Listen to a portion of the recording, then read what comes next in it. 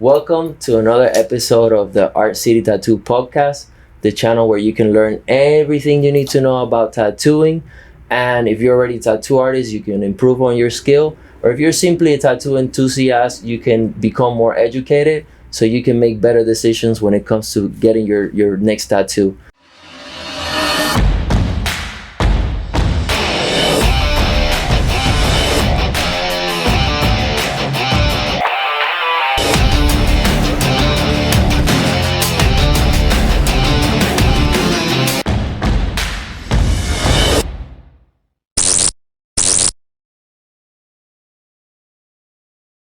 And I'm super excited today. Today we have a super special guest.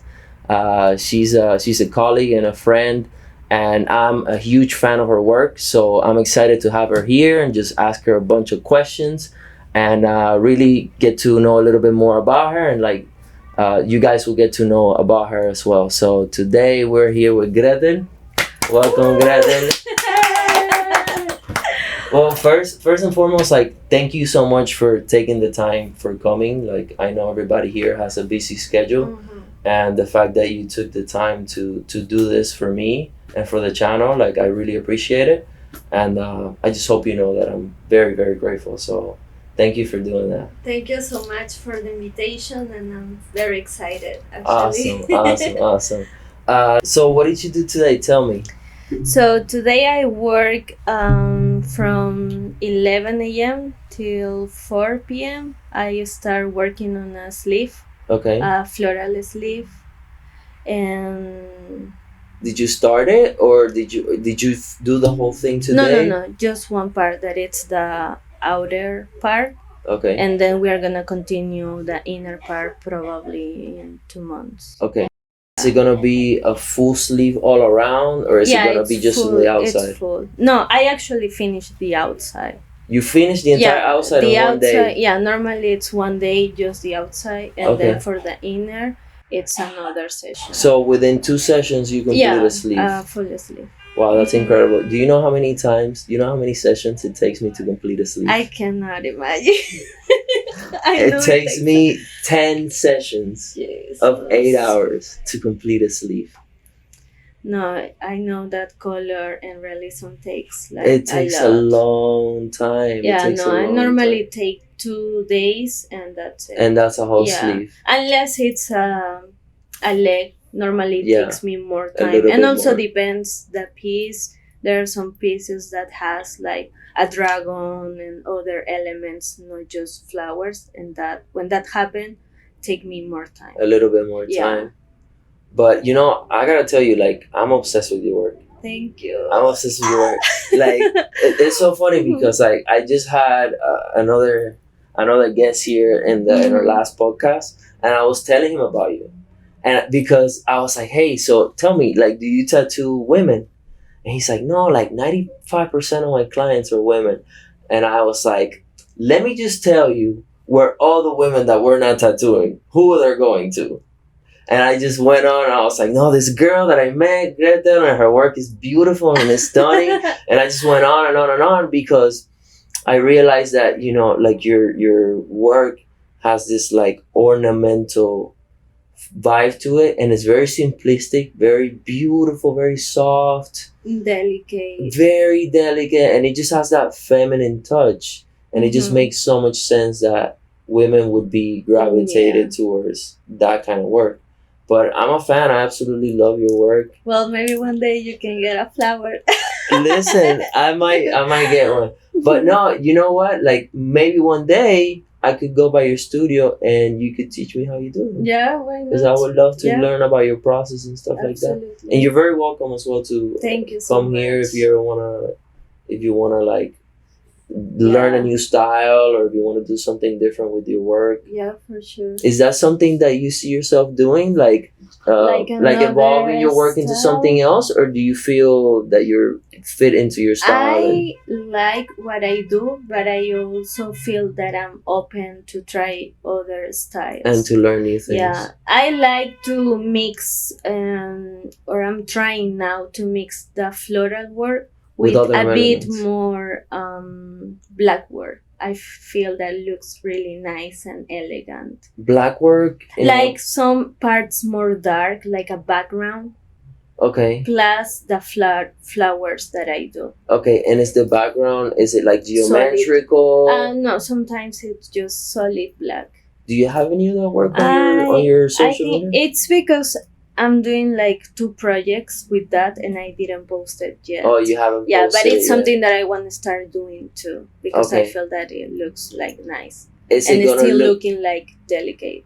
so is it gonna look very different from what you're already doing? No, well, I think the difference is because I'm gonna be playing with the black background, like more solid color, plus the shading and the shading so and solid the flowers. black. Yes. Okay. As a background. Okay. So far you've done 2 projects like this? Yes, but I'm still like finishing. It takes me more time actually, like probably like 5 sessions or a bit more. Okay. Yeah, because it needs touch-ups. Gotcha. And what has been the response so far? Do your clients... Are these being clients that have previously been tattooed by you and you propose, hey, look, I'm trying to do something new? Yes, actually, this girl that I'm working that sleeve with that has the black work, she has some floral that I did on her. Okay. And then I explained her what I want to do. I post that flash on my stories and she liked it. So I'm working with her now. Okay. And I see that people react to my stories when I post like some parts of the sleeve that it's not finished yet and has like a good response. Yes. Okay. And so when you're trying to venture into something new like this, I'm just curious, like, do you propose to kind of just like give it away, or do you just wait for a client to be interested? No, I give it away. You give it away, right? Because it's hard that someone have that commitment and to be like 5-6 sessions. I want to do more portfolio if I really want to work on that type of style. Yeah, so it's like an investment. Yes. Like an investment. For example, when we were at the convention, I sort of did the same thing. I had a client. She's very committed to my work. She's gotten a bunch of work by me, and we have a really good relationship. And I was like, hey, you know what? Like, there's this piece that I want to do. I'm just gonna give it to you. And I gave it to her, and she loved it, and I loved doing it, and it was something new for me. Because when it's like not free, you have more limits sometimes, and you don't have the open ideas that you really want to show. On your piece. And it helps you. Like it helps you. It helps get the client committed. It helps them get invested. So I think it's really smart to be doing that. Yeah, actually, I start like that, like doing free tattoos. Like a lot of floral work for free. Okay. To do portfolio. Okay. To show my work, to make people look for me for that type of work. That's awesome, and it leads me to a question that I had, because as you know, the audience that watches this podcast, they're generally people who are interested in getting into the world of tattooing and learning. So I know you specifically. How old are you? 30. You're 30. Yeah. And you didn't start tattooing when you were younger. You started very recently, right? 3 years ago. 3 years ago? In pandemic. Okay. Yeah. So, at what point did you decide, like, what were you doing before, first of all? I was a waitress. You were a waitress? Yes. And I never expected to be a tattoo artist, to be honest. Okay. I was always into art. Like I'm from Peru, so. When did you come to the States? Like 6 years ago. Okay. So I was working here like a waitress in restaurants. I didn't. Yeah, just surviving, doing what the. But there I was a children book illustrator and a graphic designer. So you were already an artist. Yes. Your whole life you've been an artist, or. Yeah, my whole life. Who got you into art, or is that something that you just innate? Yes. Okay. Since I was a kid. And then did your parents sort of embrace it and they helped you with really. that? No, they yeah, they never liked that idea, you know, like Of you being an Spanish. artist? Yes, Okay. they want me to be more like at the university and do something more, you know, typical. But More like white collar, Yeah. engineering, doctor, Mhm, that kind of stuff. Okay. So you were like, Mom, no, I'm gonna be an yeah, artist. I'm the black sheep.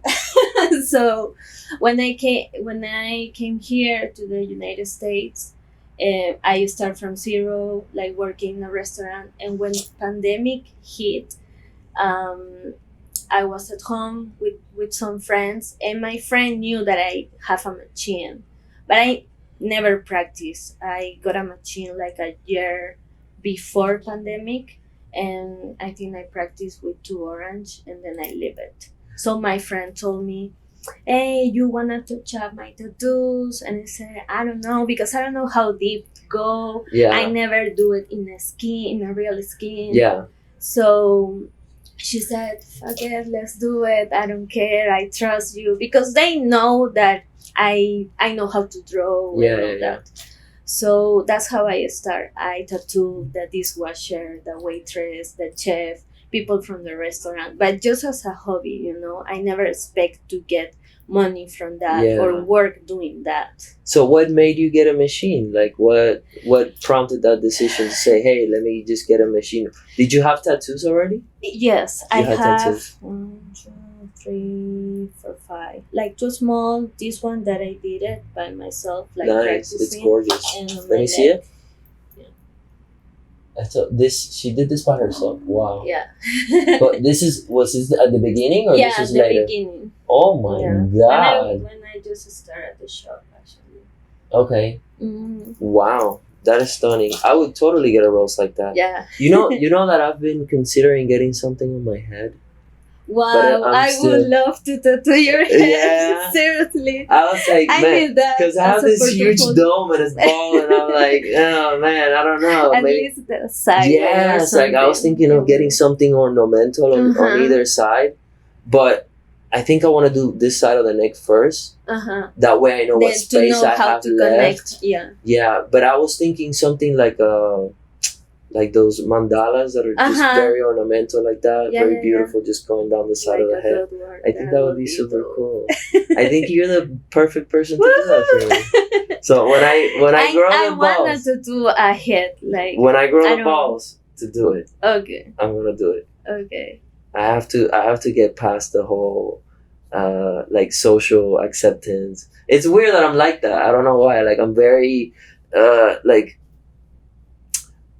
I don't know, like you always have that kind of like what are people gonna think? I try not to be like that, but I'm also, I think maybe just because it's the head, I'm like, it's such a big commitment and it's gonna completely change the way that I look. True. So I don't know if it's that I'm worried about what people think or I'm worried about what I would think. You know, like I see it and then like I hate it or something like that. I don't think you will hate it because once you get a tattoo, I feel that it becomes part of yourself. That you don't regret unless it's a ex name, you know? Yeah, something stupid, which I have. Yes. Damn. Yeah, but it's okay. Hey, listen, you live and learn. So, okay, so now let me ask you that just made me curious because you say you were an illustrator. So you did children's books? Or? Yeah, children's books, and I used to work in advertising agency there. Okay. So I work in the digital area, like marketing, doing everything about social media. Okay, and the children's book, is that something that you did for another company, or is something that you were publishing your own stuff? No, not my own. I work for brands. Okay. To do the illustration. Okay, what books have you made? I would love to. Did you make entire books, or were you contributing? Just illustration. You were illustrating to something that was a bigger project. Yeah, like which books? I have two. I mean, I have it on my illustration page. Yeah. Oh, you have an illustration page. Oh. I'm not using it anymore because I don't have that. Send it to me later. I would love to see it. I will show you. Yeah, for sure. And I did also some other illustrations for other brands in the agency. Sometimes they need an illustrator, so I was the one that do all that Yeah. work. And then, so then what, coming here, did you sort of take a break from the art? Yeah, I used to do like freelance, and so working here, but for people in Peru. Okay. But then I stopped because of the time, and it wasn't that worth it because of the like, it's different. Yeah. And how they pay me there than here, you know. Yeah. So They were paying you much less, obviously, yes, of course, compared and to. it takes a lot of time. So I stopped doing that. Okay. So then, that why I got the machine was because. What machine did you get? It was a kit on Amazon. Like a Chinese Amazon kit? that comes with the skin, needles. Was it rotary? Was it a rotary machine? No, it was a pen. A coil? Yeah. Or was it a pen? A pen. Okay. It was a pen. And was good, actually. It was good? I used that like for a year, maybe. Do you know what brand it is? It was the Mast. Those are actually really good. You know that I have one there that I was trying? Yeah. I just got curious and I was like, man, let me try this machine. No, it was good. I worked with that machine, and it was the cheapest one. It's the cheapest. It's a great machine for somebody who's trying to figure it out and learn. And then you can see more once you go. Yeah. You know? What are you using now? And the flux. The flux? Yeah. Okay.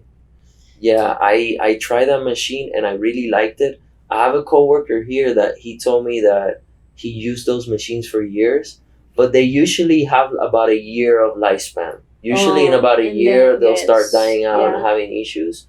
And but other than that, it works great. And I think they are getting like new versions and They have a bunch of different models. They have I think and it's super affordable. Affordable. So then you started tattooing your friends, right? Without a printer, without stencil. Everything by hand? Yes. Actually, but you're an illustrator, so... Yeah, but it's different. Yeah, people want me to tattoo a name and, calligraphy, all that. It's completely different. By hand. So, I started doing that with people from the restaurant, friends, at home. Were you looking at other tattoo artists as reference? Yes. How were you figuring this out? Actually, I follow a guy that for me, I always say that for me it's a mentor for me, even that he didn't teach me like in person and nothing like that. You were watching him? Yeah, his videos, podcasts, Spotify, everything. What's his name? Jason Ramos. Jason one Ramos, that works in Rich Kids. Yeah. I'm a huge fan of his work. Awesome. That with shading, that's how I start doing more that type of work, like the with because shading. Of him. Yes. Because that's what he was. That's how he was introducing. Mm-hmm. That's amazing. Yeah. Yeah, I love everything that he does. Not just the tattoos. It's just the way how he teach. He explained that what he knows. He shared that knowledge. Yeah. And he and that's what we're trying to do here. That's what I'm trying to do here. And I wouldn't say that he's my inspiration directly, but obviously I'm very familiar with what he's doing. Yeah. And I think it's great, and I'm kind of following that similar model where I'm just teaching people how to do their thing. You know what I mean? So that's crazy. Not everybody likes to share. I like things, teaching. I love teaching. I've always seen myself teaching, and I've always had this vision of having a school and an institute where people will come and I can just give classes and stuff like that, and create the culture of education and growth and stuff like that. Because I don't have an artistic background the way you do. I started tattooing when I was 20. I didn't know anything about art, and I was just you know what? I was obsessed with tattooing. I started getting tattooed when I was 17. And it's crazy because at the convention, I asked you if you were a designer, graphic designer or something like that. Because that way how you make your compositions and your tattoos, if that's someone that knows, Yeah, well, I studied. Yeah, I can see that in your work. But when I started, I didn't know anything about it. I was just like figuring out and just like throwing rocks and seeing what stuck.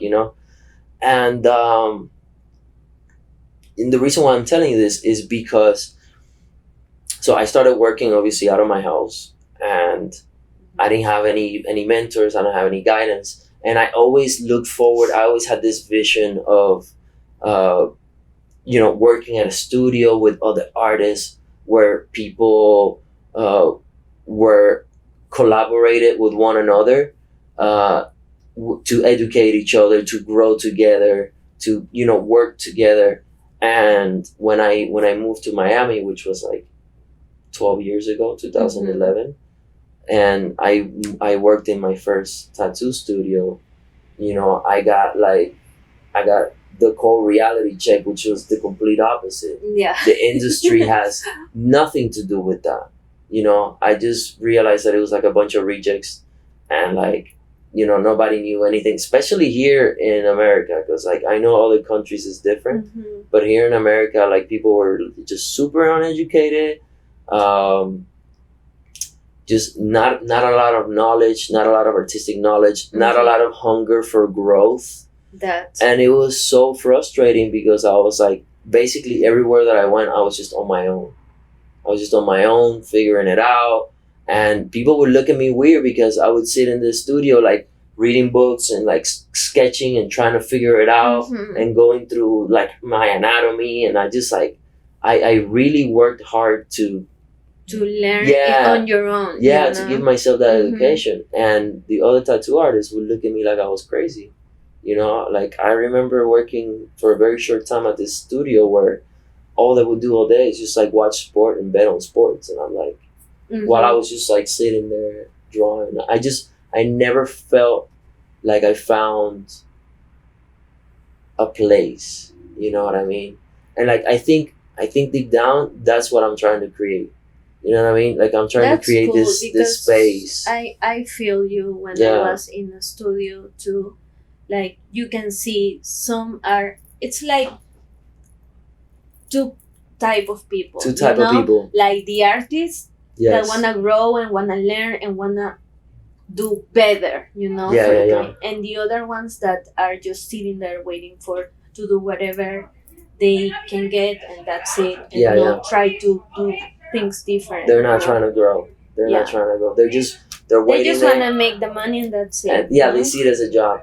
Yeah, and I had a phase where I was feeling that way for a while, where I kind of got burnt out, I think, and I was just like, this is just a job, and I was just like focused on other personal stuff. But eventually, I fell back into the passion, and I think one of the things that I did was I felt like I needed to fall in love with the craft again. So I started getting tattooed again. I started getting tattooed again, and that kind of just got me back into the groove. And but I'm always in that like creative search. I'm always finding. I to this day I haven't felt like, for example, I see that you're very settled into what you do and your style. Me, I'm constantly like looking. I almost feel like I find more joy in the learning than the doing itself, if that makes sense. Yeah. So like, because I see a lot of artists that like once they find a style or they find themselves there, they feel comfortable just repeating that over and over again, and they're completely fine with that. I cannot find myself there. I'm constantly you like, feel that you need to. I just need to keep learning. Something else. I just need to keep learning and learning and learning. Because it's something inside you that, I mean, It's this not is what I do, satisfying. but It wants more. there's always more. Yeah. But it's a double-edged sword, because what I see, for example, is the artists that I see that are more accomplished when it comes to tattooing itself, or like looking at numbers and looking at followers and looking at clientele and stuff like that. It's usually the artist that is very defined. You know what I mean? Like, people know this is what you do, and they come to you specifically for that. So in my case, it's everything is very androgynous. You know, you look at my page and it kind of has a pattern, which is like it's very colorful because I love doing color, but there's a little bit of everything. It's just kind of like a little bit of all over the place. So, but at the same time, I feel like that's why I'm creating this channel and I have this calling, because for me, I think my calling is bigger than the art itself. It's more about the learning and the teaching and all of that. And I think that I see myself more like creating that space for other artists to like find themselves rather than me doing that for myself. I don't know. That's just how I see it. That's kind of the way that it's good. Yeah. Like, it's good. Because I'm excited. Yeah. It's good. Because I feel that when you do the same thing always, you're gonna like feel that, okay, now I feel sometimes that way when I'm just sometimes people ask me like, you don't get bored like just doing flowers, and I say like sometimes I just don't want to do more flowers, I want something different, or to add any other element that just not the same flowers. Or what about, is it elements or also style, like the way that you apply the tattoo? Are you curious about other applications, or are you comfortable with that application that you do?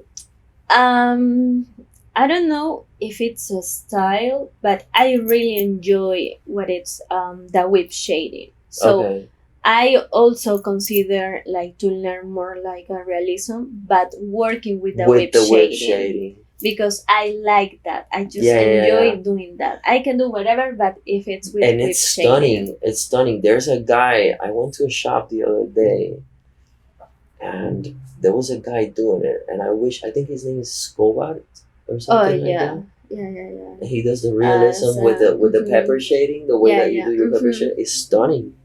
There's one, I think, I saw his work. There's one that it's I think a Colombian guy, Sebastian Maranta. Yeah. His stuff is stunning. It's like you seeing, I don't know, a piece of art. I don't know. Yeah. It's very stylized. Very stylized. I need to focus, to learn, have the time to really go into that. Wow. Well, you're welcome to use me as a tool. I mean, I don't do whip shading, but I have a strong understanding of realism. Of the realism. So if there's anything that I can help you with, like feel free to reach out. Now, let me ask you, as far as the way your own aesthetic, right? Like your own tattoos, do you sort of choose the same style of tattoos that you tattoo, or do you like other styles on your body? I used to like what I do, but then time changed, and well, now I don't know exactly what I like. Actually, I have here well, it's unfinished, but it's completely different, Yeah. Like, let me see. I don't have like a specific style that I would like to get. Yeah, I get it. I think for me, throughout the time, it's been like different, like I've kind of like obsessed with different styles throughout the years that I've tattooed. And I have like little things of like everything, I want to take a moment to thank you for watching this video and for supporting our channel. If you like this type of content, please make sure that you hit the subscribe and the notification button. Also, if you have any questions, please leave them in the comment below. We will go through every single one of your questions so it can help us improve the content that we're making for you. Also, it's going to help us understand what it is that you need to learn about. Our goal is to make high value content with easy to digest information that is going to help you along your educational journey in the beautiful world of tattooing and art. So thank you guys again, and I'll see you back in the video.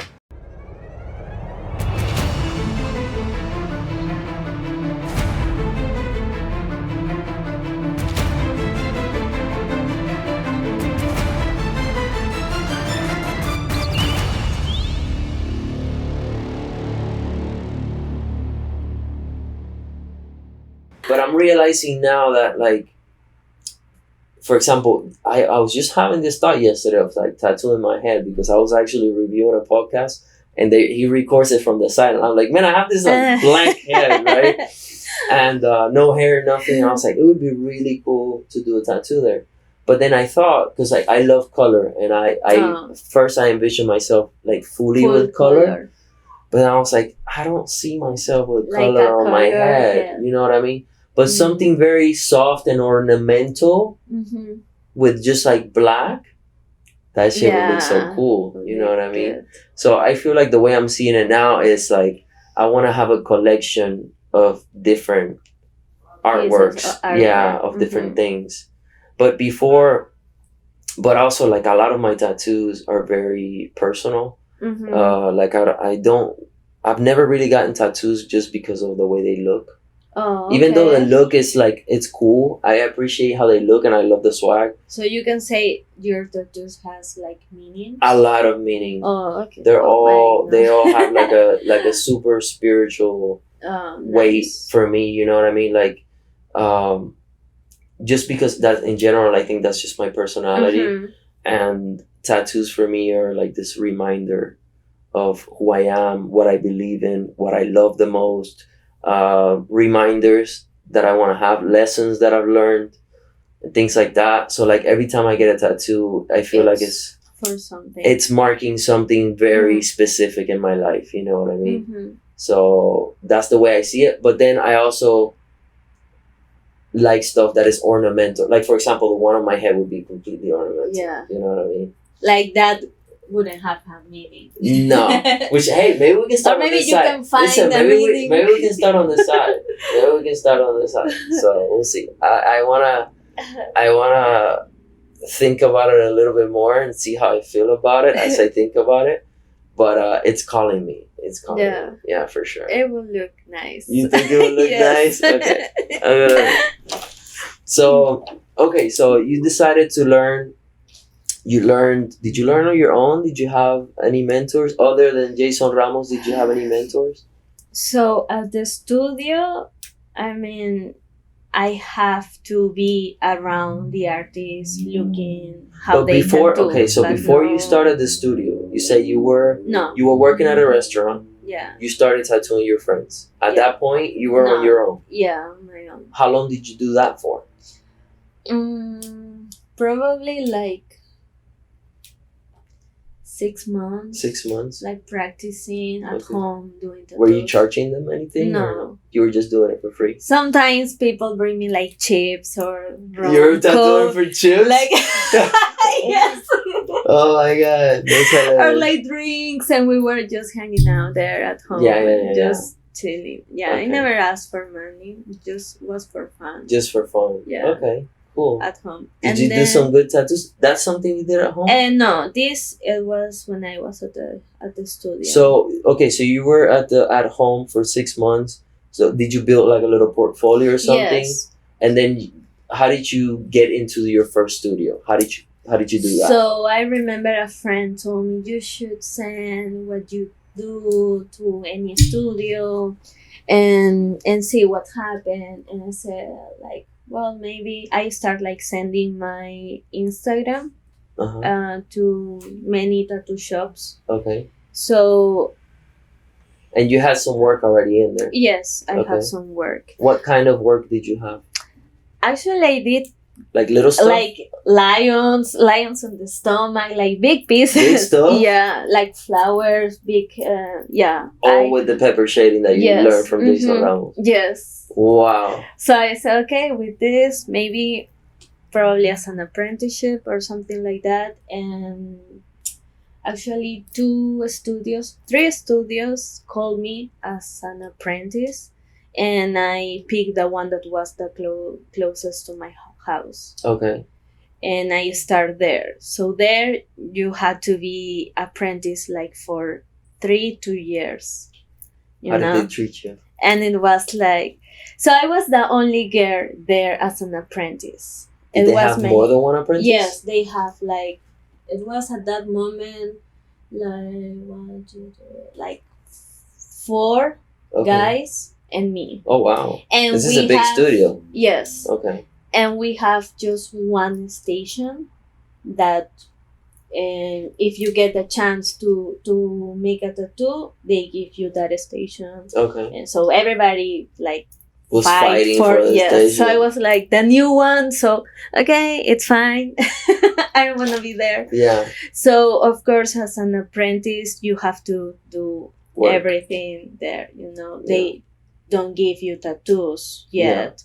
So I try to find friends, Yeah. people. I was actually texting random people on Instagram, the ones that tag that are around the area, like saying, "Hey, I work in this studio." Wait, what do you mean tagged around here? Like you see on the tags, like hashtags that they are, I don't know, like North Miami. Oh, so you search North Miami hashtag? And pictures that people are Okay. like. So I start. That's smart. That's really smart. Okay. I start like texting random people and saying, "Hey, I'm an apprentice here in this shop. If you Come want get to a free get a tattoo. tattoo, this is what I do. I show my tattoos and like that." Okay.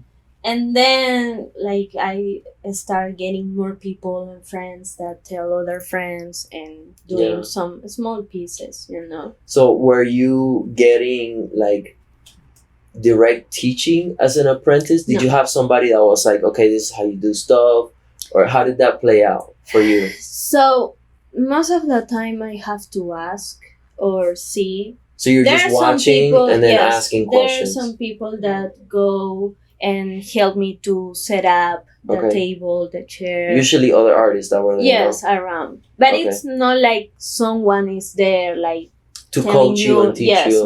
No, it wasn't like that. Okay. I mean, it was good for me to be there because there was like many walk-ins. Yeah. So when I got the chance to tattoo, you were doing a lot of I was stuff. doing a lot of like small pieces, like fast, and like no, and that's good because that's gonna help you with your like with the mechanics. Yes. Of tattooing, because when I started too, I there was at one point I was working at the beach, and I just remember doing so many of those little names, man. But I'm telling you, those names made my lines perfect.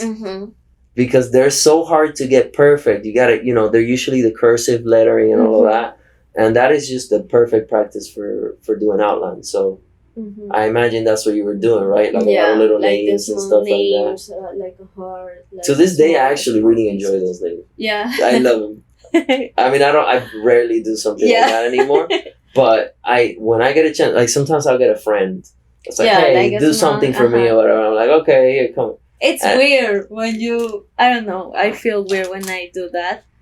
Now I'm doing more like full sleeve florals and big pieces, but it's weird when I have to do like very something small things. It's like I hate the tiny stuff because, and obviously tattoos are made by hand. Yeah. They're not perfect. But when you do something big, it doesn't matter. It's forgiving because you can make little mistakes here and there. And, you're not really gonna be able to see it. But when you're working on something like very tiny, every little, and it's crazy. I used to love doing that at the shop, but then once I start like doing more big pieces, like I'm not saying that I'm rejecting doing the small pieces. I'm not enjoying that. Yeah, you're not enjoying it because I know it can fade. Yeah. And it's gonna blow up and it's not looking good with the time. Yeah. So but I always try to explain people that. Yeah, for sure. And if they want it, it's fine. I mean, if you want to touch up in the future, it's fine. But yeah, that's good that you have that mentality of like longevity. Yeah. I feel like that's something that some artists like they miss out, especially like I see that a lot in like realistic artists and this is something that I feel really strongly about, and I want to like teach people that it's not, you can make a tattoo that looks exactly like a picture, but that doesn't mean that that's going to last over time. You can make a beautiful tattoo, take a picture of it. It looks great because it's so hyper realistic, but that's just not going to hold over time. You got to add certain lines in certain areas, certain contrast in certain areas. Yeah, and like you have to make changes and adjustments and understand that you can't tattoo it the same way that it looks in an image, because the image that you're looking at generally you're looking at it on an iPad, it's digital, or you're looking at it on a piece of paper. It doesn't age the same way on skin, and usually when it heals, it loses a little bit of contrast anyway, so you have to make up for that by adding contrast, by adding lines and doing stuff like that. Yeah. And so in the first maybe 5 years of my career where I was seeing a lot of work online, I was seeing even more of that where like you would see, I don't know, people would do like hands and they would just like rely completely on shading, and obviously that healed like crap. And eventually I started seeing how people were sort of like evolving. And then, you know, like say you have the hand, the top of the finger, it has light in it, and then the background is also maybe light or just a little bit darker, but then you start seeing people that were adding a line to the top, you know what I mean? So they were like almost breaking the rules at that point, because we as artists started understanding like, no, there's certain things that you have to do because it's just not gonna last. It's gonna blur. Like to think more how we're gonna look in the future. Because many people think, okay, in that moment, this is it gonna look nice, even a name. Yeah. But you have to think how it's gonna heal, how it's gonna be in the future. Yeah, like 100%. 3 years more, like yeah, you know. For sure, for sure. So how long were you in? So were you in only one studio? Yeah, only one. Only one studio. Yeah. And did you do the entire length of your apprenticeship? No, so they made me artist after 6 months. Because you were so good. Yes. Awesome. I work hard. I'm sure you work hard. And so at that point you were making money. 6 months into tattooing, you were making money. That's amazing. And I bring my own clients. You know, that was something big for them. I think they saw that you were hustling. You were yes. I was always like, even if I didn't have like an appointment, I was like trying to do designs, flash, posting, so someone can get it. Even like tattoo for free, so I can have like more portfolio. I didn't care if it was free or not. I just wanna, you know, like start working and doing my own things. I was focused on that. And so also reaching out to, so you said the way you got your clients was by reaching out to the people that were tagging the area, right? Yes. Okay. And then I stopped doing that, of course, because now at that point you were making money. And then I started just promoting on Instagram. Okay. And it really works. Yeah. Like, do you do it straight through Instagram, or do you use the Meta app? No, just straight through Instagram. Yeah. Okay. I never used the other one. Okay. I hear about that, but no. And when you promote, I'm just being curious now. Generally, what's the span of time that you promote for? So I pick one picture and I can promote like 6 days. So you do it about 6 days at a time? Yeah. And how much money are you investing? Like $20 $20 for 6 days? That's all you invest? That's oh, yeah. That's amazing. And so so you only have one picture at a time going around, or do you have multiple pictures? So sometimes I can do 2 or 3. Okay. And that's it. Because it happened that one time I wanted to get more appointments. So I was like promoting like different states. Yeah. And Instagram like punished me and took down my Instagram. Because it said like I cannot be in many places, you know, something. Yeah. So where do you choose to promote now? Like, do you have like a specific area? So now I'm just using automatic. I used to promote more Miami when I was at the studio. But then I saw that promoting automatic, it shows other states. And when I start getting like people from other states, I was like trying to write, okay, this person is from Texas, this person is coming from Orlando, so that's the area that I have to. So you don't even choose a location? No. Sometimes or sometimes I say, okay, I'm gonna promote Boston because I have many people there. From there. So I And what about the interest? You know the section that it says interest? Do you put the interest as tattoos or? You don't put anything No, there either? I don't put anything. Nothing? No. No interest, nothing? Just very general? Just, well, now that it's automatic, I don't pick, but normally it's just women. My Oh, so you promote towards women, automatic, and you don't even put tattoos as interest? No, I don't. I used to do that, but I feel that automatic it works better. Good for me. Yeah. Okay, that's something that I might integrate into what I'm doing, and I think obviously for me it would be the opposite. It would be men because I mean I get probably 99% of my clients are men. Yeah. I'm kind of angry about that. I want to tattoo some women. I feel that also like more north, like other states, likes to do colors. Yes. So I think you can try also like. Yeah, that's something that I need to. I've actually have not been promoting at all. Yeah. For the past several months. Because I've been busy enough. Right now I'm not as busy as I usually am, but I'm purposely keeping myself not as busy because I'm working on all these projects at the same time. So yeah, my the way that I have it mapped out right now is that I want to tattoo maybe 3 days out of the week. Yeah. How many days out of the week do you tattoo, by the way? I work almost every day. Every day? I'm trying now to not work Sundays or take my weekends off. What you gonna do with all that bread? What you want to buy? A house. You want to buy a house? Yeah. Okay. Well, right now it's not the time. Right now it's not the time for that. No, yet. Are you looking? Are you? It's just I'm very workaholic. That's my problem. I love. You like to work. I like to work. So I don't know how to say no. Like when I have a spot open, and someone texts me, I'm like, okay. Yeah. Yeah, I'm going. I'm just gonna do this, and then I go back home. Well, and the good thing about your tattoos is that they don't take a long time, so they're not as physically demanding as, for example, still, it's just the fact to go to the studio. It's already like my day. Yeah, it takes your day. Yeah. It takes your day.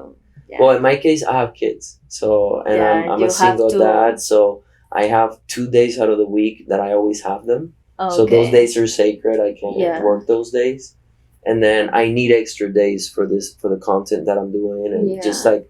I just have a lot of business stuff going on right now that I'm working on, and I feel like I need that time. So I'm purposely just giving myself 3 days to tattoo max, and the rest is just like me, doing this, and I'm informing myself a lot because there's a lot of stuff that we need to figure out with all of this. So I'm spending a lot of that. That's something that I need to work on. Yeah, too, and I know a little bit a lot about like real estate and stuff because I've been studying into that. So like if you need any help with that, let me know and I can give you some guidance. That's my focus. That's why I'm working hard. Yeah, I can give you some guidance. Yeah, I can give you some guidance. I mean, I'm not an expert, but I know enough to tell you like maybe what would be a good. Because are you trying to do it as like you want to buy the home you want to live in, or as an investment? Investment. Okay. First, maybe get another one and live there. Yeah. But as an investment. Okay. Yeah. Yeah, I have some good stuff that I can share with you. Yeah. Yeah, for sure, I got you. So basically at no point you've had someone to teach you. You've done it all yourself, right? For the most part. Yeah. I mean, I have at the studio people that used to tell me, okay, give you little tips here and there. Tips, but not like someone that was there, just many people and sing and ask. Yeah. Yeah. Yeah, and I think as somebody who's trying to learn to tattoo, and I always say this, like, it's really important for you to figure out what type of student you are, because there are some people like yourself. I mean, obviously you have a background in art, but there are some people that can just like pick something up and they do it. But some people need somebody there. Yeah. You know what I mean? So I think it's really important for people to understand like how they learn best. That way they're not wasting time and they can really maximize their time. Yeah. So do you have any advice for somebody that is trying to get into tattooing? Like, what would you say would be some good steps to take So if they just want to start out? Assuming they don't know anything about art. Like, let's assume that this person just has a dream about becoming a tattoo artist, doing what you're doing now, and they don't know where to start. Maybe they have like the natural ability of doing art. There's usually some sort of curiosity of magnetism towards something. So let's say they have that, right? But they don't have any preparation and they want to get into the industry. What do you think would be? I feel that for me, at least, it worked like that. First, enjoy the process. Like, don't think that, okay, I want to be a tattoo artist because it's gonna give me money. Yeah. Like, don't think that it's because of the money, because that's when you're gonna fail. Yeah, at least I agree feel with that you have to enjoy that, you have to like that. Yeah. And even that, if you don't know, practice, be disciplined. Like, I feel that I saw many people. I used to work with other apprentices, and I saw the difference between the one that wanna learn and the one that like be someone, and others that are just chilling and trying to just get a tattoo and that's just it. Make just money. make Yeah, I feel that. What was the difference for you? Like the difference in personality, or the difference No, be the discipline and consistency, like to go for what you want, like to keep going, learn, like practice. I practice a lot. Like, again, I used to tattoo many people for free, even on my day off, just to work on my portfolio and to make better craft. Okay. So practice and no thinking that first the money. Yeah, no, I agree. I feel the same way. Like, and feed your feed the knowledge from other artists. Look for different styles. Yeah. Like, look what they do, how they do, why they are doing that. Is that something you still do? Yes. Okay. I still like, even I follow many artists that doesn't have to be like fine line or floral. Like, I just like the craft, color, realism, anything. Yeah, something I would do. I haven't done it in a while, just because I don't think I'm in that phase of like learning anymore.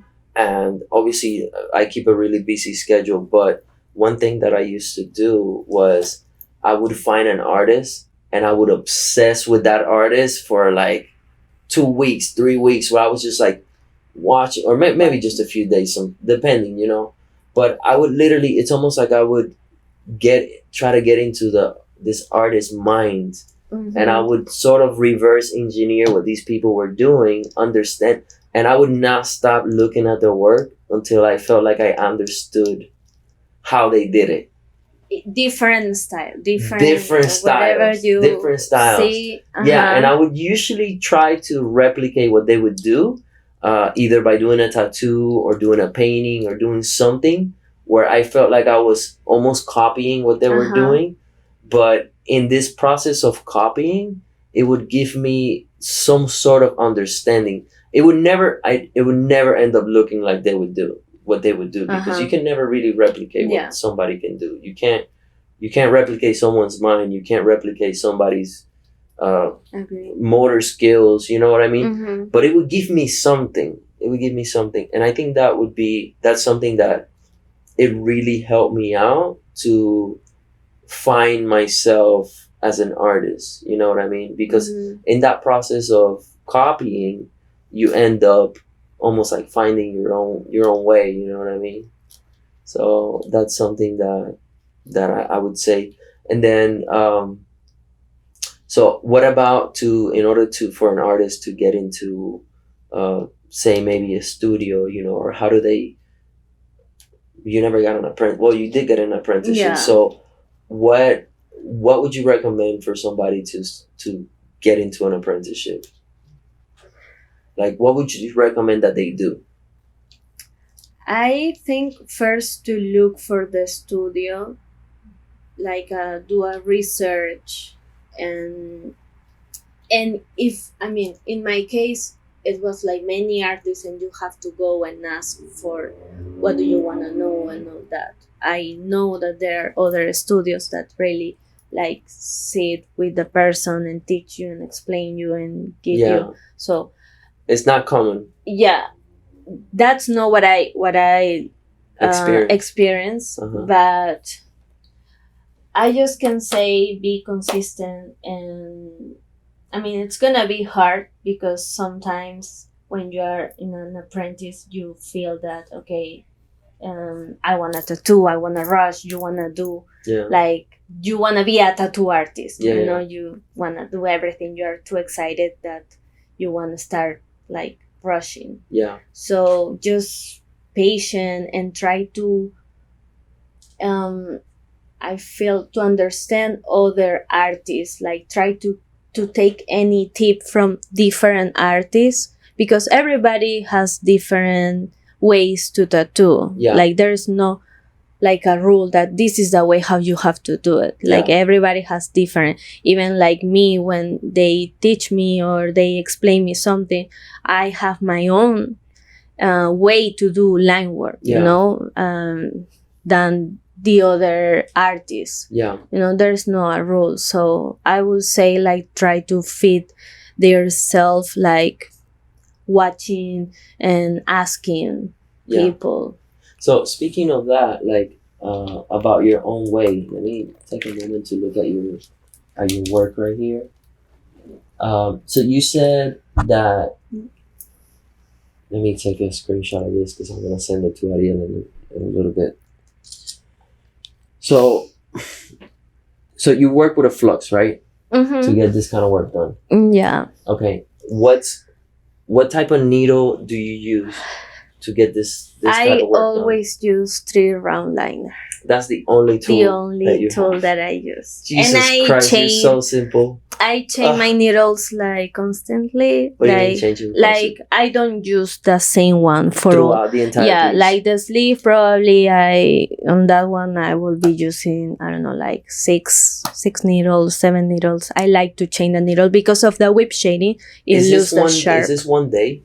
That one is inner and outer. That one was 2 days because it's inner and outer. No, but just the outer, it's one day? Yeah, 1 day. Okay. Yeah. So, that's interesting. I didn't know about that. So, yeah. You use one needle, but you use many of those needles. Yes, but one only like number.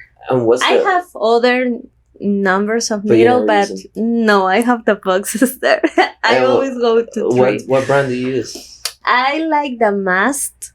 The mask have like a that machine has a brand of needles, and now sometimes I use a Maya. Are they tattoo needles? Yeah, because I know they also have like a micro. Makeup, right? Well, it's not that. No, actually, they have 2. The one that is for microblading, something like that are the thinner ones that it's also 3 round liner, and I also use it for small pieces for flowers. Okay. Do you know what gauge it is? Like, what is it? Bug pin? Is it regular? Regular. It's just number 8 and 10. Number 8 and 10. Yeah. No, those aren't regular. Those are bug pins. Those are the small ones. Oh, bueno. Yeah, 12 is the thicker one. Yeah, no, I don't use 12. So 8 is the bug pin? Yeah, I know that one, it's for microblading. Yeah, and then 10... But the other one, it's like a regular... 10 is what tattoo artists consider, I think, bug pin. I'm not sure. It's like 8 might be microblading, and then 10 is bug pin, and then 12 is what I would use, for example. So it's a 3. No, like I'm the complete opposite. I'm over here using basically every needle number between 3 and like 25, 27. I use a 3 liner, a 5 liner. Those are all my liners. I use 3 round shader, 5 round shader, 9 round shader. Yeah, I thought 14 round shader, 5 magnum, 7 magnum. 9 magnum, 11 magnum, 13 magnum, 17 magnum, and a 23 magnum. So that's my needle setup. Ink bottles. Let me just not even. Wow, Even. yeah, no. So speaking of inks, what brand of ink do you like to use? I normally do just black. I have few colors sometimes, but normally the black it's allegory. Allegory. Dynamic sometimes depends the skin. And then how do you choose? And gray wash. How do you choose according to the skin? I feel the dynamic, the black, the total black. Okay. I use it for skin more dark. Why? I just feel that it's more darker. It's darker. The allegory, I feel it's more like lines, more no. Okay. I don't know, for darker skin, you use dynamic. Dynamic. And for lighter skin, you use allegory. Yeah, allegory. And do you take the same bottles and you always dilute it to make your gray wash, or do you buy a separate? I use separate, like a gray wash set. From where? Dynamic. What? Oh, the dynamic set? I used to have them Empire. Yeah. Okay. It was good, but I don't know. For some reason, I compare like the heel sleeve on my clients, and I decided you like it better. Dynamic. What's different? Is it the tone of the color or the texture that it gives you? It's the texture more than the color. I feel Yeah, is it smoother? Like, the one you're using now is smoother? Yes. Or okay. Yeah. Okay. That's really interesting. So black. Yeah, just black. I don't. One needle. One needle. And oh my god! Your job sounds like a dream. Just that. Yeah, you travel with no problem, right? You bring your tattoo equipment in your purse. No problem. Listen, I had to buy like a huge case. I can imagine with all the colors. I stopped traveling just because it was so annoying. Because when you're traveling with all those bottles, you can't put them in the airplane. Yeah. You can't put them in the pressurized cabin. They won't let you because it's too many liquids and you might blow up the plane, right? So you have to put them under the plane. The under the plane is not pressurized. So and when the pressure changes, it pops. Yeah, I saw that. Oh my god! So every time I would fly, you have to buy like new ones. No, I wouldn't. I would just have to clean everything up. I would get at least like 4 or 5 of them that just like they don't pop. They just leak. But then the bottles are all messy and leaky. No. It's a headache. It's a headache. I call the airport to see if they had some sort of exception. Maybe they had some sort of form or exception. Nothing. It drives me crazy. So that in many artists when they post on their stories, like my god, happened? It is so frustrating. It drives me crazy. And then, so what do you work with a specific voltage? What have you found? Oh, and also the stroke that you use, because I know you. In order to get that pepper shading, you gotta have a specific stroke, no? Yeah. Like you mean how far the needle goes in and out. The stroke is usually measured in like 3.2, 3.5, 4.0. Do you know, or you just kind of bought the flux? You're like, yes. I have a friend, an amazing artist too. He's a fine artist. He's a painter, and he just got into tattooing a couple of years ago. You might know him. You might know his work, Bermudez. I hear about him. Color realism. This guy's work is incredible. And one day I was asking, because I'm always curious and I always want to know these things, right? I'm like, oh, so what do you do? What's your setup? How do you? And he's like, I don't know. I just grab the machine. Go with the flow. I put it on. He says he puts it on 8 bolts, and he does not change the voltage for anything. He does the entire thing on 8 bolts. That's it. That's all he does. I normally use like for the shading, because it's different. Normally it's like between 6.5, 7. Okay. It depends of the look, how I want it to be. Like there are some leaves that I do it more like dots. Work, separate, another just to make contrast and part of the background. Okay. So to make more dots, you lower the voltage, right? Yes. Mm-hmm. Okay, and to make it less, and it's have more space. But if I wanna make less it more space. like I go faster. Okay, Without obviously. looking like lines, you know. Yeah. And then your outlines, what voltage do you run those? 8.5, 8. Okay. Depends the skin. Let me ask you, when you do your outlines, are you doing just one single stroke and you get the outline, or are you doing several passes to get the outline? Both. Sometimes depends on the piece. Sometimes I just prefer go like just One single.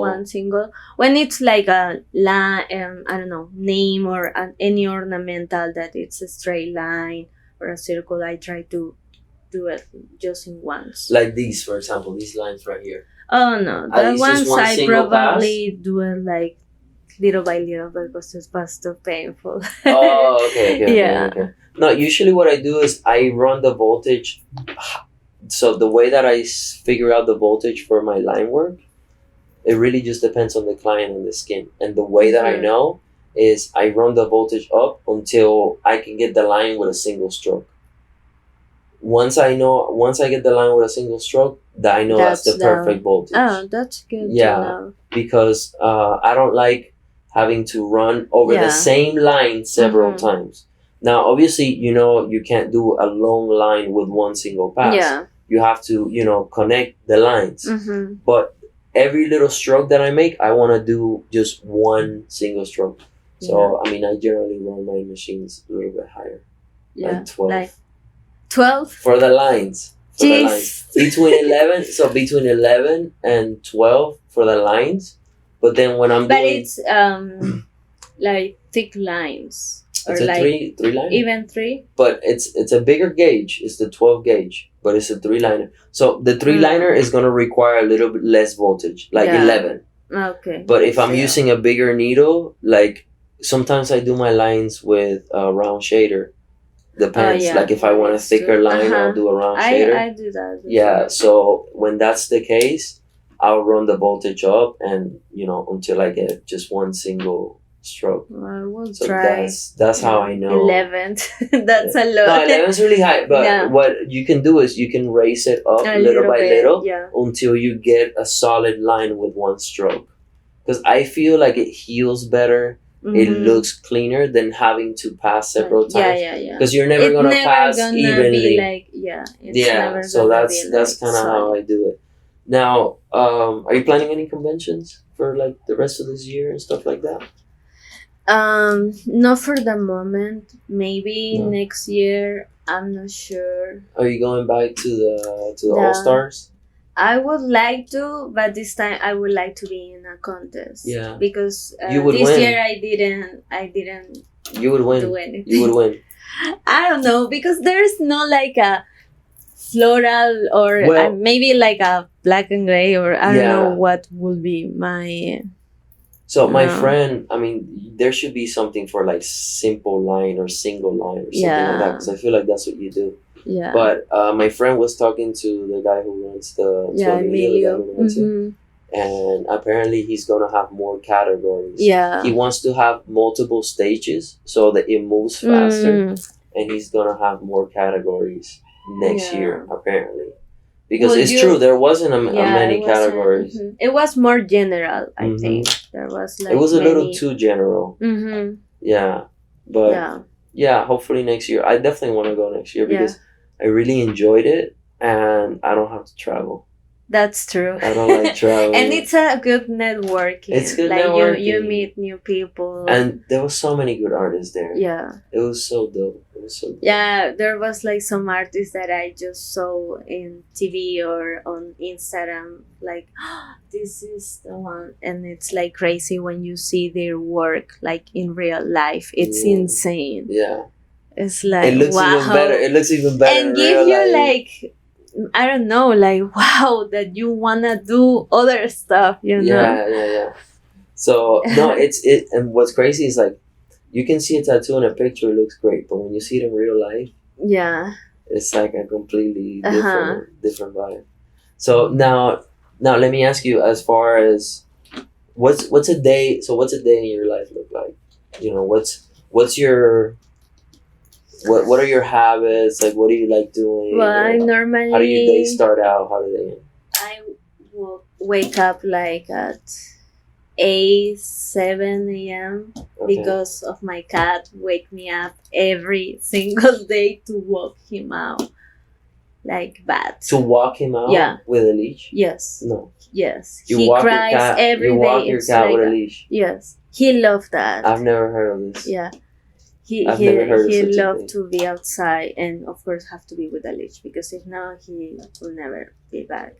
You think so? Yeah. It's I have a Bengal. It's like a tiger, so something they're a like little that. bit more So wild. I know that people love those cats. Like I see when I walk in the cat, like many people are like staring at him, and I know that he will be back home. But it's just that this. You're scared people will tell you. Yes, for It's sure. a desired cat. Yeah, I got you. You live with a tiger. Yes, that's cool. So I woke up, walk my cat, and then go back my bed, sleep a little bit more, and then I just I don't usually eat too early. I rush going work. I drive to Hollywood. Start my day at 11. How far away from you? It's like 15 minutes. Oh, that's not too bad. Yeah. That's how far I am from my house. Then I usually take my coffee at mornings. I order coffee from the bakery. I'm trying to do better with my food, because I don't like to eat early, but I have to.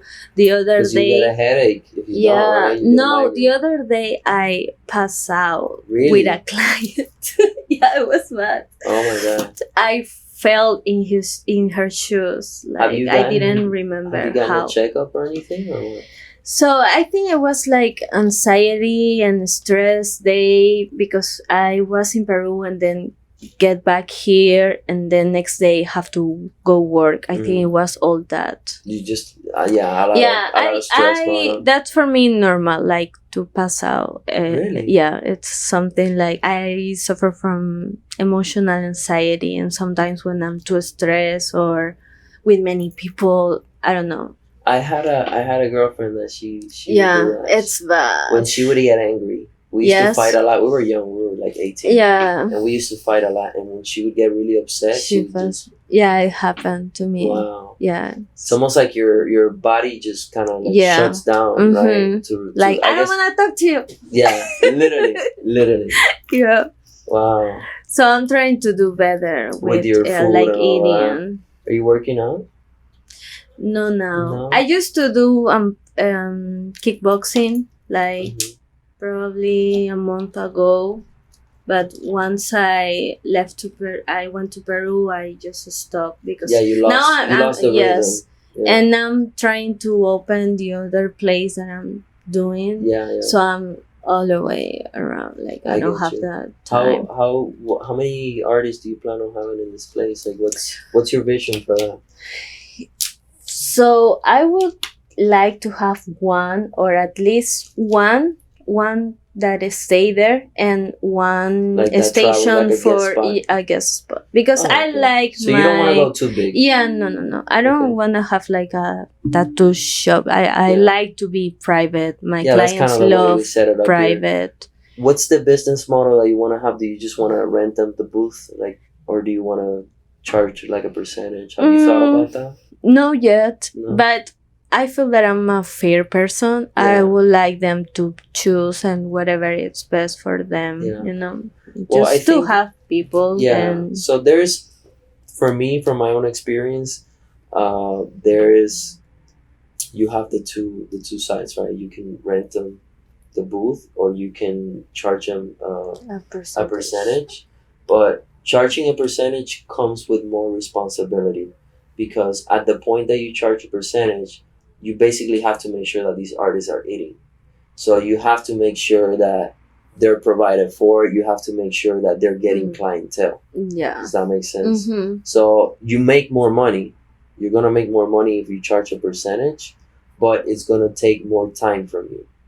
It's gonna Yeah, because I have to find like or you're gonna have to have a clients or manager there, like Mhm. somebody to, provide for the client, make sure that they're charging the client this and that, and and I'm just kind of not gonna oversee that. do that. So when I set up this studio, I set it up intentionally as a booth rental studio Okay. because I wanted to remove that responsibility from myself. Uh-huh. I was thinking a lot about just lifestyle, and I wanted to have like a very relaxed lifestyle. Yeah, like you don't have to worry like, okay, Yeah. this person it's Yeah, slow. and the way that I did it was by having, so this is a very small place, as you can see, but it fits 3 artists, and Mhm. then by the artist paying me booth, then the studio pays itself.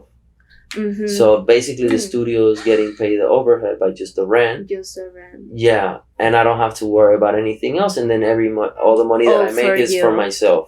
Yeah. And it's super nice because you're giving artists an opportunity that they don't get in most shops. You know what I mean? Yeah. But now, again, this is something that this was a small investment, building the studio. I didn't mind. Originally, the studio was meant for myself, anyways.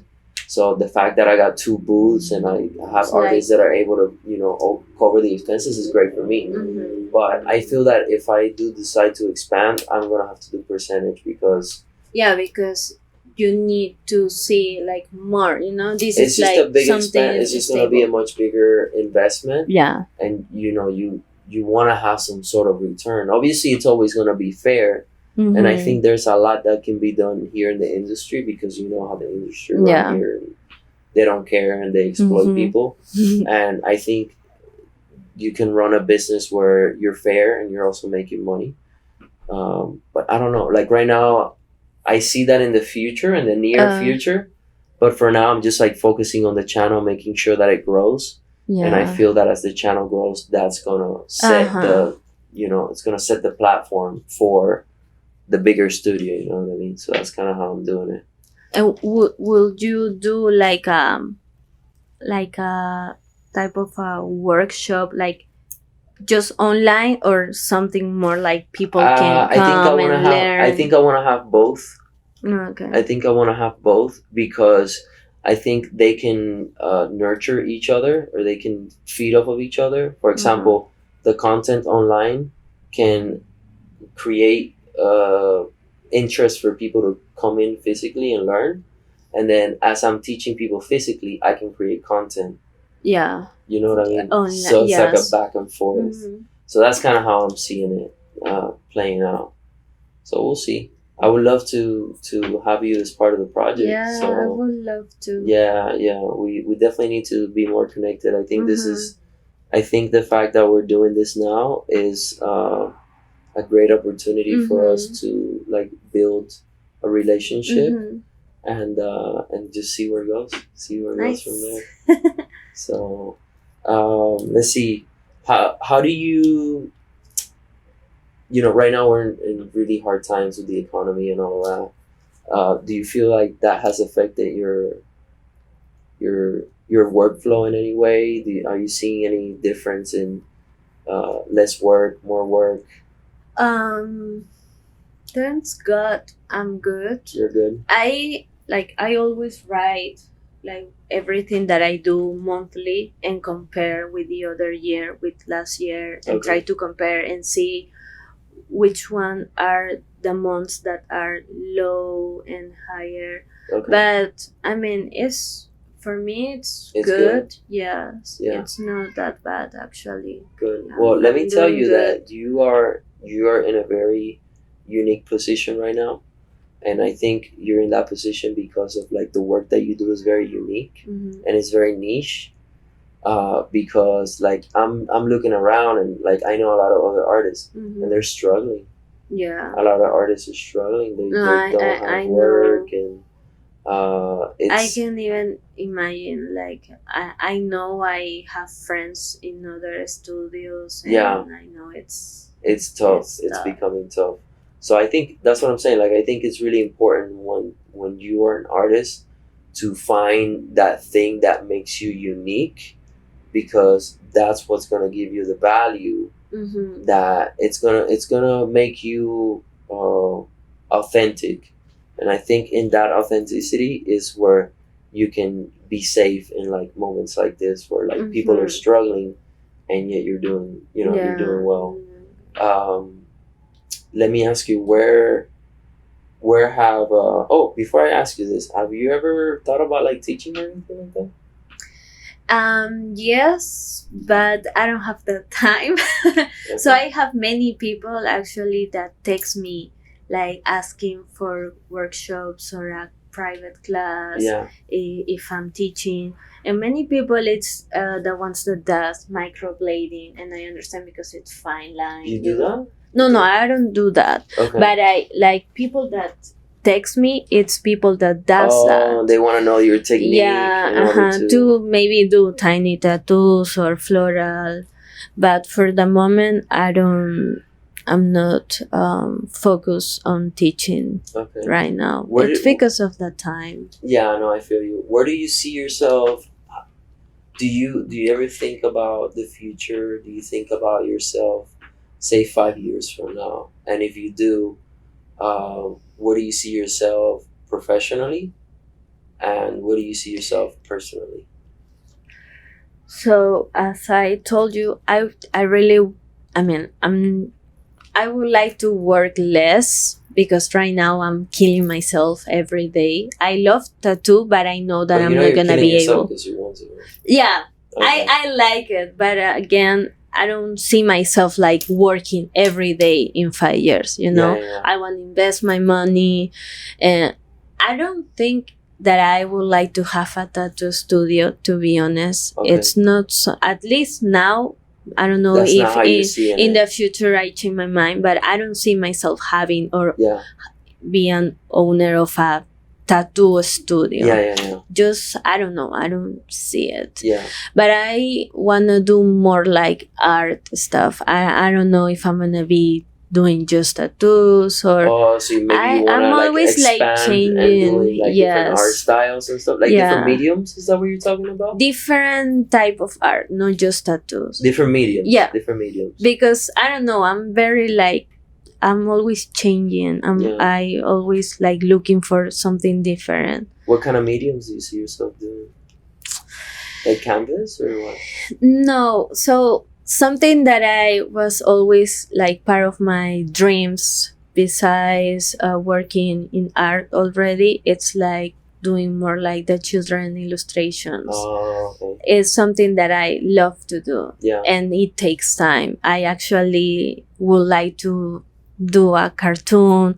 It was a project in the past, on pandemic actually, that I have with some friends in Peru to make a cartoon for kids, talking about how life now is, like having a family without a dad or without a mom, and things like that. So that's something in the future that I would like to again like open it, like to start. I don't know. Do you see yourself writing the stuff too, or do you have somebody else to write? No, writing. I like to write too. I actually used to do for fun on YouTube. I have my channel, but I don't use it anymore. I used to do like illustrations based on Peruvian culture, and I write myself, like teaching kids part of the culture in Peru. Oh, that's beautiful. Yeah, and I do a little bit of animation. Yeah. Oh, that's so cool. I would like to do things like that, and also to help people. Yeah, for sure. Like organizations that they can use that for kids in 100%. Different schools. To teach them something of value. Like something like that. To give them principles and teach them principles and good morals and stuff, right? That's kind of that's super cool. And so have you looked into like ChatGPT and all that? Into the AI stuff? No.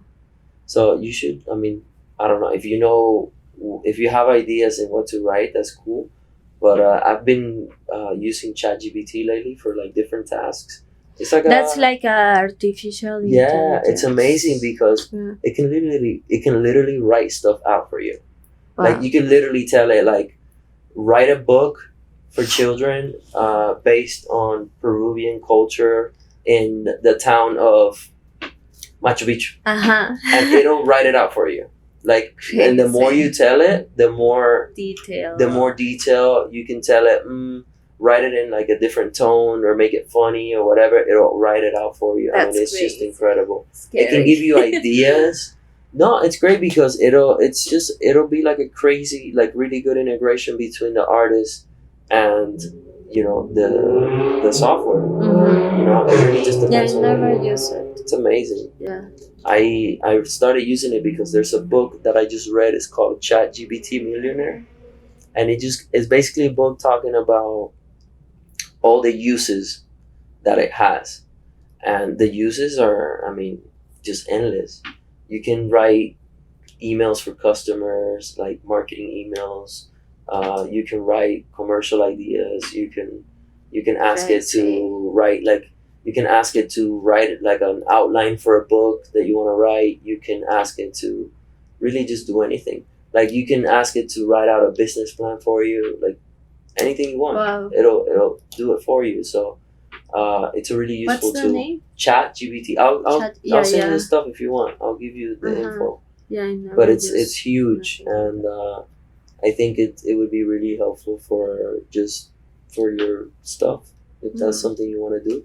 Yeah. It might help you just like brainstorm ideas. You know what I mean? Mm-hmm. I think I could see you using it for that. Coming up with ideas. As a matter of fact, some of my first podcasts that I did, I was like, man, what do I ask these people? Oh, you used it? I asked it. I was Crazy. like, look, I'm doing this podcast for such and such and such, and I wanted to have this intention of like educational and this and that, and please give me 20 questions. And it was like boom, boom, wow. boom, boom, boom, boom, boom, boom. Crazy. So it's the future. And I think the people who adapt it are the people who are going to get ahead. So yeah. That's cool. That's really good to know. Do you see yourself being a mom or what? Maybe in the future. In the future? Yeah. Not too soon. Not too soon? Yeah. Because I asked you because you were talking workaholic. No, but I asked you because you were talking about children and stuff like that. Yeah. So I love everything about that word. Like Yeah. I actually would like to on the studio that I'm gonna move to have like a workshops for paint. Nothing for kids. Nothing for kids. Like that's beautiful. every Sunday or like 2 Sundays per month, I would like to Yeah. have something like that with art. Wow, that's Yeah. amazing. I love that. Just to close off, I want to ask you, in the little time that you've been in the industry, right? You've been tattooing for 3 years, Mm-hmm. and it's been really good to you. Do you have an opinion on the industry as far as like where do you see the industry in the future, or do you see the tattooing going in a specific direction? Do you think that we are at the climax of tattooing? Do you think tattooing is going to get bigger? Do you think people are going to get bored of tattooing? Like, have you ever given yourself that question or thought about it?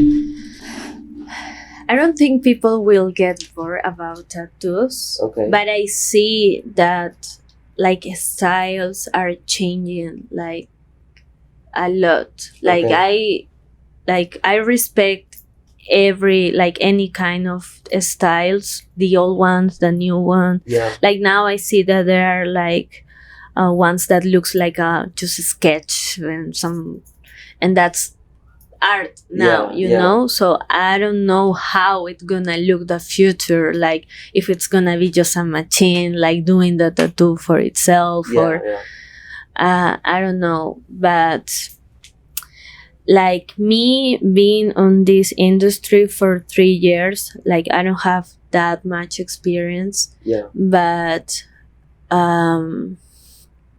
I can say that it's getting better. I feel that it gives more opportunities to people to be open with the art that they wanna do. Like, I don't know. I see what you're saying. Yeah, like it's cool. It's cool, and I see what you're saying because I feel like people are getting more creative, And I also feel that, so the styles before were very defined.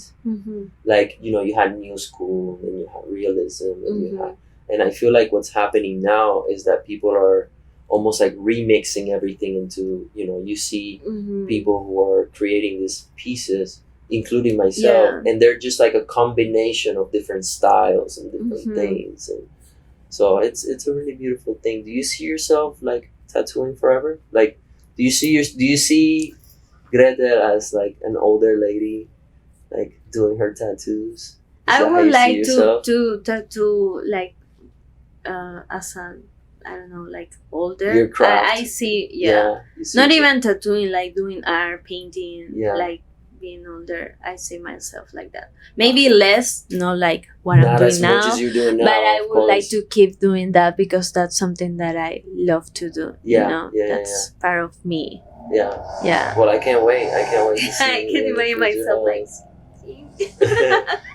Well, I want to thank you again. Thank you so much for coming. It's been thank you so much for the invitation. It's been such a pleasure. I was nervous. I was like, what am I going to ask? I was nervous, but then it flowed good. It's a conversation. It's a conversation. And within the conversation, there's always the hope that it's going to help somebody. It's going to give somebody something, whether it's like knowledge or inspiration or whatever it may be. So that's really all it is. Yes. So maybe we can do this again some other time. Yeah. And keep doing it because people needs more people like you know, like people that likes to share their knowledge and to show other people that there's more things to see that, you know, you are offering that. Well, that means a lot. Thank you so much. Really? Thank you so much. I really appreciate it. And thank you for all the support. Thank you for coming. Always. Awesome.